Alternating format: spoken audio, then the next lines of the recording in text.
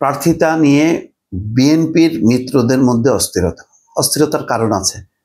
আরও ৮-১০ দিন আগে বিএনপি প্রাথমিক তালিকা ঘোষণা করার পর অন্তত ২০ থেকে ২৫টা জায়গায় তো তুলকলাম কাণ্ড চলতেছে, সেগুলি তো রিভিউ করা। এর মধ্যে আবার মিত্ররা আসছে। এবার কিছু কিছু সন্দেহ করা হচ্ছে আসিফ মাহমুদ, সজীব ভুইয়া, তাসনিম যারা, নাহিদ ইসলাম, তাদেরকে কি আসন ছেড়ে দেবে কিনা। আমি আবারও বলি, ঢাকার রাজধানী এবং রাজধানীর আশেপাশে ঢাকার একটা আসন ছেড়ে দেওয়াটা বিএনপির জন্য খুবই আত্মঘাতী হবে। কারণ যাদের জন্য ছাড়া হবে তাদের পক্ষে কিন্তু বিএনপি নেতাকর্মীরা নামবে না, তাদের নিজেদেরও সেই যোগ্যতা নেই।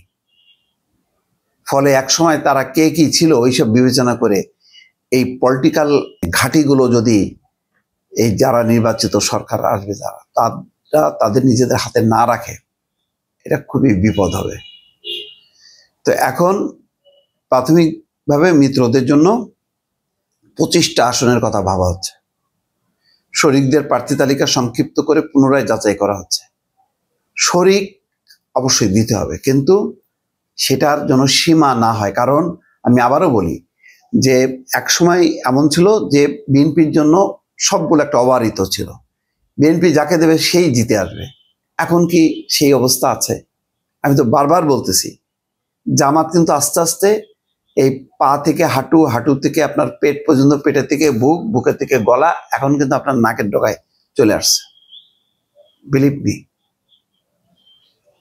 যদি সুষ্ঠু ভোট হয়, সব ভোটাররা ভোট কেন্দ্রে যায়, এই ভোটের সাধারণ মানুষের একটা বিশাল অংশ চলে যাবে কিন্তু জামাতের দিকে।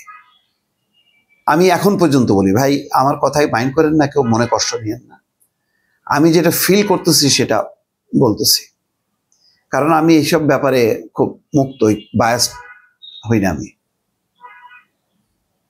যেটা সত্য সেটা আমি বলবো।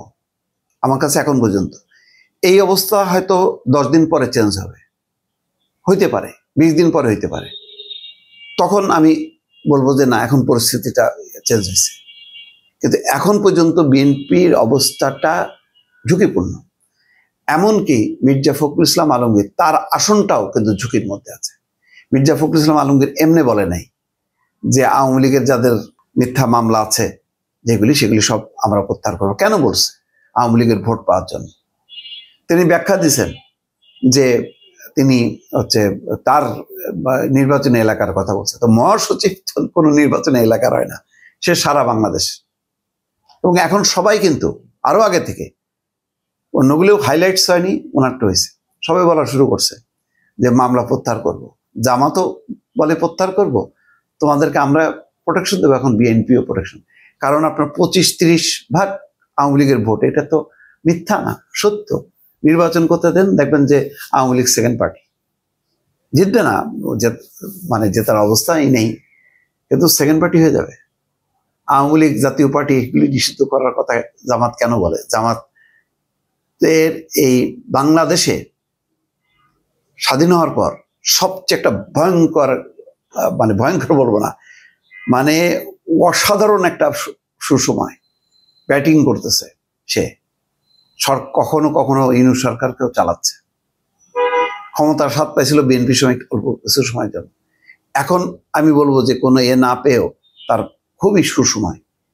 তো এখন আপনার সেই জায়গায় আপনাকে চিন্তা করতে হবে যে জামাত আছে, সেই প্রেক্ষিতে আপনি মানে ধরেন এমন এমন প্রার্থী আছে খুবই তারা সম্মানিত, জ্ঞানী, গুণী, বুদ্ধি, কিন্তু তার তো জিতে আসার ক্ষমতা নেই। বিএনপির নেতা কর্মীরা ওইভাবে নামবে না। এটা বিএনপি তো ক্যাডার অর্গানাইজেশন না, এটা মাস অর্গানাইজেশন।